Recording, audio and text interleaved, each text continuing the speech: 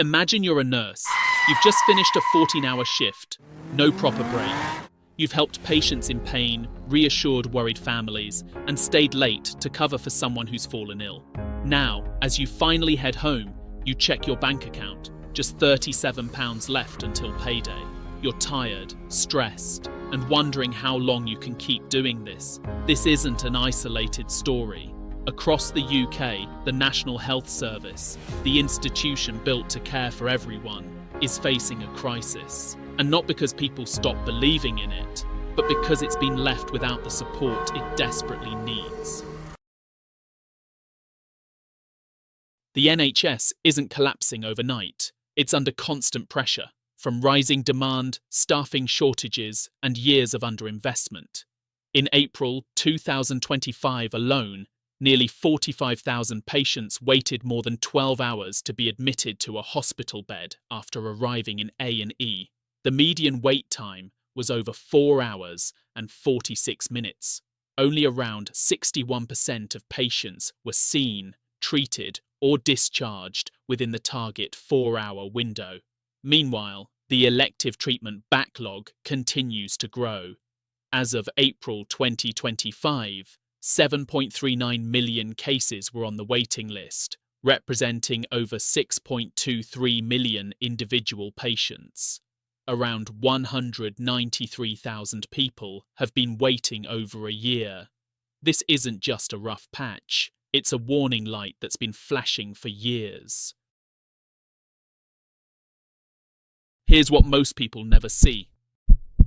When healthcare systems struggle, the effects ripple out. Families become informal carers. Children skip school to look after sick relatives.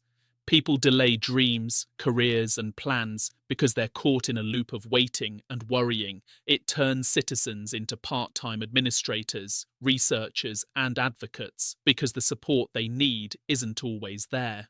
No graph can show the weight of watching someone you love decline while you wait for a letter, a call, an appointment. That's the unseen cost. Emotional, social, generational. The NHS was launched in 1948 with a radical goal: healthcare based on need, not income. It was one of the first systems of its kind, and for decades it was a source of national pride. But over time, changes took root. Hospitals entered private finance agreements. More services were contracted out, and although demand grew, funding often lagged behind. In 2006, just 2.8% of NHS spending went to private providers. By 2025, that figure is over 12% of the Department of Health and Social Care's budget. Some of that goes to charities and social enterprises, but much is now directed to for-profit companies. On the surface, the NHS logo remains. But behind the scenes, delivery models are shifting.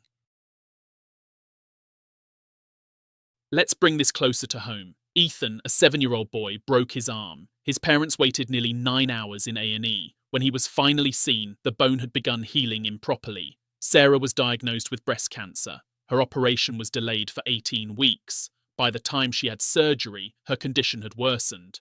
These aren't isolated incidents, they're examples of how delays affect outcomes. And while NHS staff work with incredible dedication, they're stretched beyond safe limits. The NHS's revenue budget for 2024/25 is projected at £193.3 billion. A growing share of that goes to organisations outside the NHS, including private providers. Sometimes this outsourcing helps with capacity, but it also raises concerns.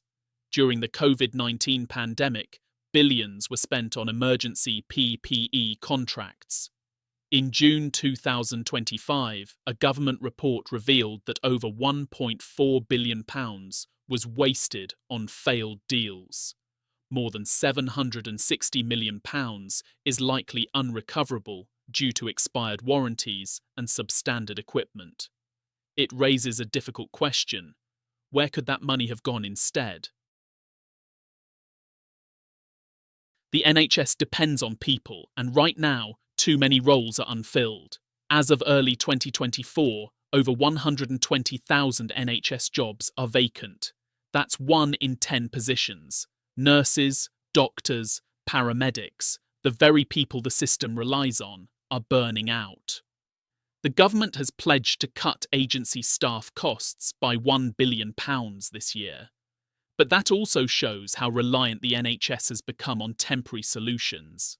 We need more than short-term fixes. We need a long-term workforce plan that values experience, pays fairly, and supports well-being. When delays become normal, people lower their expectations. What do you expect from the NHS becomes the response to every delay, every missed target. Some even begin to believe private care is the only reliable route. That mindset shift matters. It makes underfunding easier to justify, and it pushes universal care further out of reach. But history tells us something else.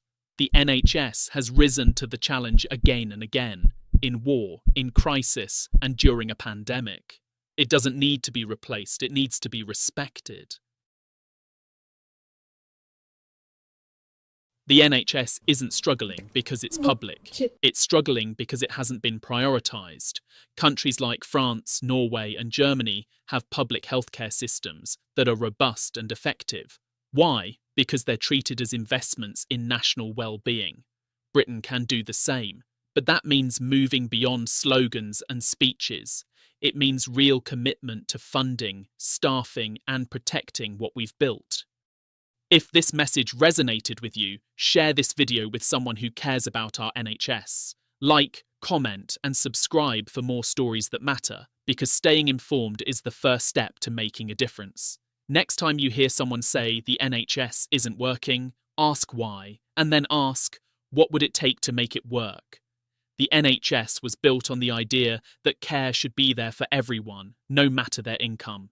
That principle still matters. If we want to keep it, we have to fight for it, because if we don't act now, we may not get another chance.